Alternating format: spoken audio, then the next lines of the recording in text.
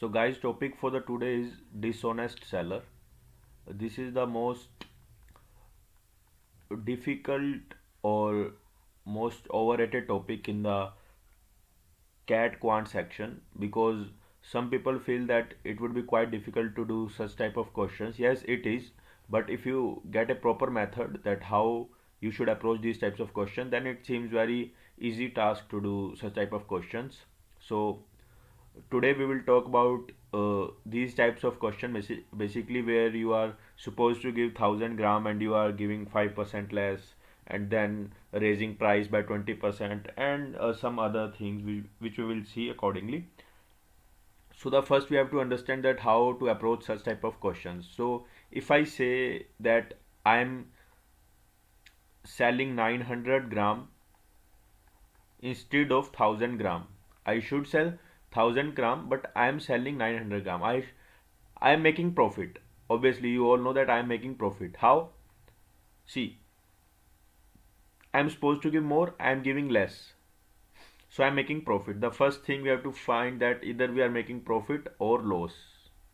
In this case we are making profit. Okay, then we have to put these two values, one in numerator and one in denominator. So we are making profit, our answers should be greater than 1. जो भी हमारा final answer होगा that should be greater than 1. And if we are making loss, this is in case of profit, and in case of loss our final answer would be less than 1. So suppose I am getting final answer as 1.2. Just एक बार जो मैं बोल रहा हूँ उतना समझो. I am getting answer as 1.2. This means I am invested 1. You can think like that. मैंने 1 रुपया इन्वेस्ट किया और मुझे 1.2 रुपीज़ मिले. तो 0.2/1 × 100 I am earning 20% profit.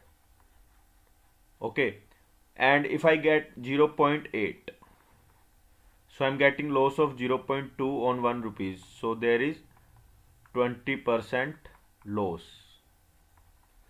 So इसमें इन केस ऑफ प्रॉफिट 1 से कितना ज़्यादा है उसको इंटू 100 कर दो. यहाँ पे 0.2 ज़्यादा है तो 0.2 into 100 is the answer. And here 1 से कितना कम है, यहाँ से 1 से 0.2 कम है तो 0.2 इंटू 100 करेंगे तो that would B 20% of loss. I hope इतना कुछ कुछ तो समझ आया होगा. ठीक है, तो बैक टू बेसिक्स. अब like in this question we have find that there would be profit because we are selling less than what we are supposed to sell. So जब हमारा प्रॉफिट होता है तो ऑब्वियसली हमारा आंसर 1 से बड़ा आना चाहिए. ठीक है, ये हमने देख लिया. ठीक है, तो 1 से बड़ा. अब 1,000 और 9,000 को 1 से बड़ा करना है तो numerator is always greater than denominator. ठीक है, प्रॉफिट में. In case of profit answer should be greater than 1, which implies that numerator is greater than denominator. In loss, answer is less than 1, which implies that numerator is less than denominator. ये दो बातें अगर याद है तो all questions would be very easy. So इस question में देखते हैं. प्रॉफिट आएगा तो we would put 1,000/900 और let's say 10/9. ठीक है, अब 10/9 मतलब 1 से बड़ा आएगा, लेकिन वो देखना है 1 से कितना बड़ा है तो -1 अगर करके देखेंगे तो we would get 10 - 9/9. That is 1/9. 1/9 you should all know that is 11.11% का प्रॉफिट. और यू कैन सी डायरेक्टली 9 तो यहाँ पे एक, इसको हम ऐसे भी देख सकते हैं 9 + 1/9 है. यहाँ पे 9 तो 9 का ये तो कोस्ट ही कवर कर रहा है तो एक्सेस है 1, तो 1/9 दैट इज 11.11% प्रॉफिट. कुछ कुछ तो समझ आ रहा होगा. अब नेक्स्ट चीज होती है कि इफ आई से you that I am selling 800 grams instead of 1,000 gram and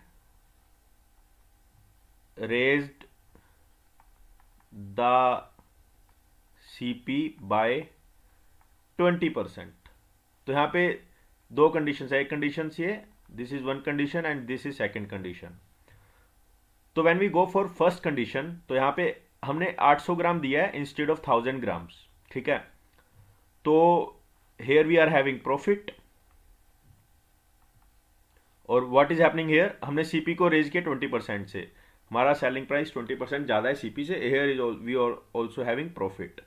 तो दोनों में numerator is greater than denominator होगा। पहली कंडीशन में क्या है, न्यूमरेटर आएगा 1000 बाय 800, और अगर दूसरी कंडीशन देखें तो इसमें क्या आएगा, इसमें आप कुछ भी एज्यूम कर सकते हो, सीपी को 100 लेंगे तो एसपी आ जाएगा 120, तो हम क्या लिखेंगे 120 बाय 100।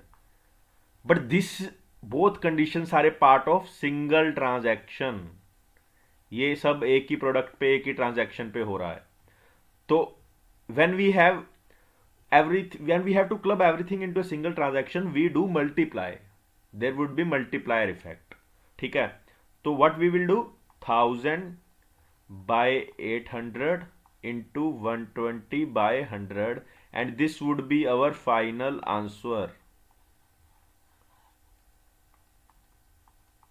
2 से कटेगा तो 5, 4, 30, 5, 20, and I would get 1.5. 1.5 means deviation of 0.5, and this would be profit because it is greater than 1. So first condition is answer is greater than 1, which means we have profit. Deviation is 1.5 minus 1 is equal to 0.5. So final answer 0.5 into 100 is equal to 50% profit on whole transaction. Same will be for loss. Loss में क्या होगा, numerator is less than denominator. अभी कुछ examples देखते हैं। सो 1 second guys।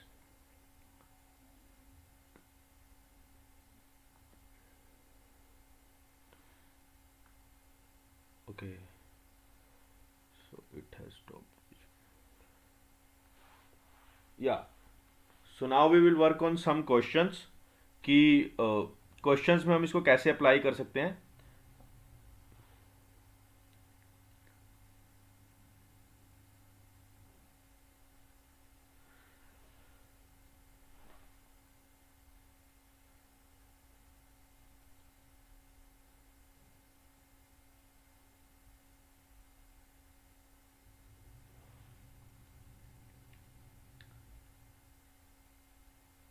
Okay, so guys, you have to listen the question carefully.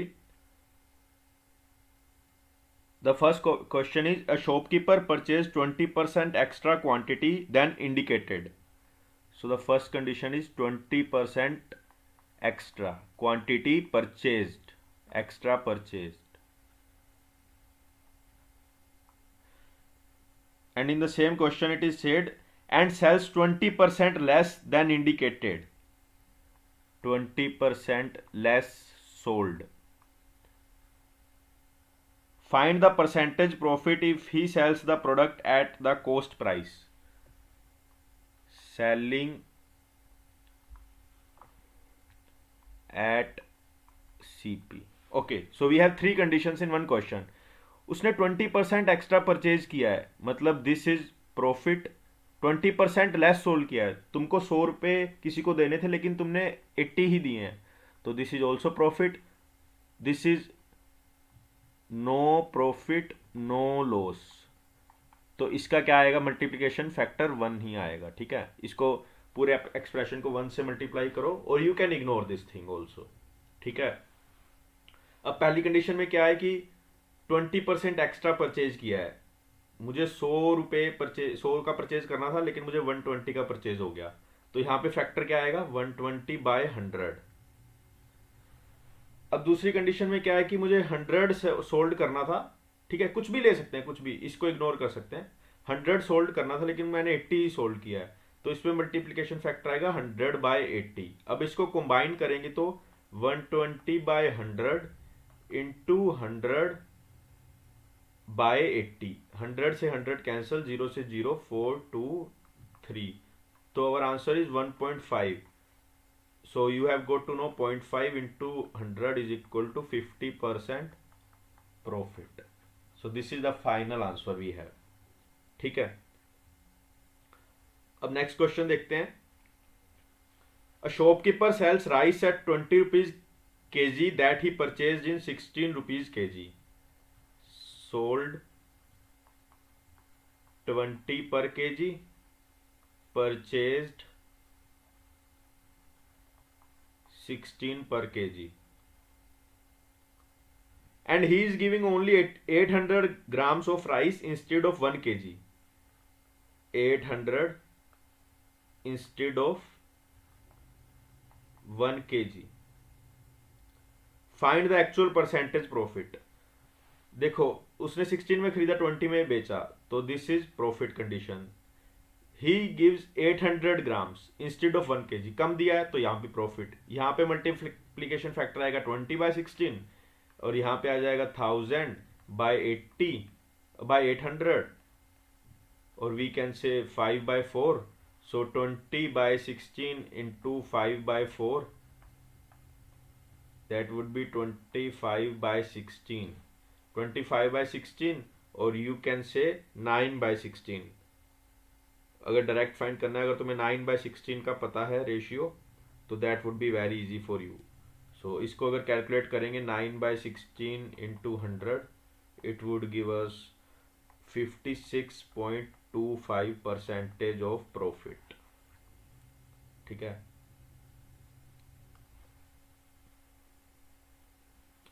so let's see our next question.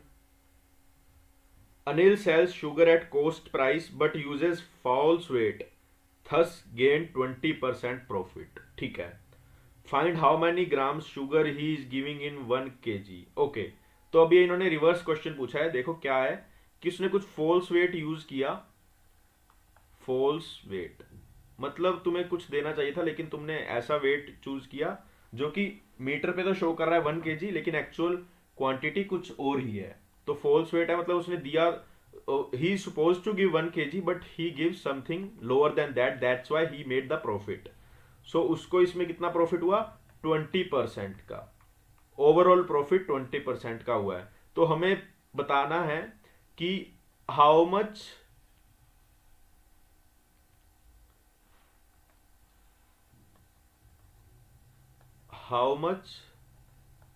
He actually gave. उसने कितना दिया एक्चुअली था? 1 kg तो नहीं दिया. तो अब देखे जो उसने दिया है, मान लो let's say he gave x gram and he is suppose to give 1000 gram. तो इस ट्रांजैक्शन में मे भी लॉस हो सकता है, मे भी प्रॉफिट हो सकता है, लेकिन ओवरऑल प्रॉफिट हुआ है और 1 सिंगल ट्रांजैक्शन है, तो इसमें भी प्रॉफिट होना चाहिए. इसमें प्रॉफिट होगा तो x gram should be less, और इसका फैक्टर क्या आएगा? 1000/x. अब 20% प्रॉफिट को हम क्या लिखेंगे? जो हमें आंसर आना चाहिए, सपोज कि हमारा आंसर क्या आना चाहिए अगर 20% प्रॉफिट है? 20/100 मतलब 0.2, और इसमें +1 करेंगे, तो ओवरऑल हमारा आंसर आना चाहिए 1.2, और वी कैन से 12/10. ठीक है, तो अब इसको सोल्व करेंगे तो we would gate 6/5.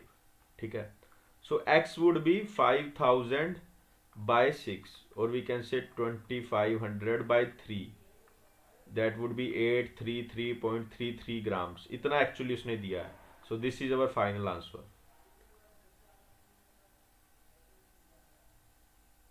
A shopkeeper claims that he is selling sugar at 20 kg which costs him rupees 25 kg.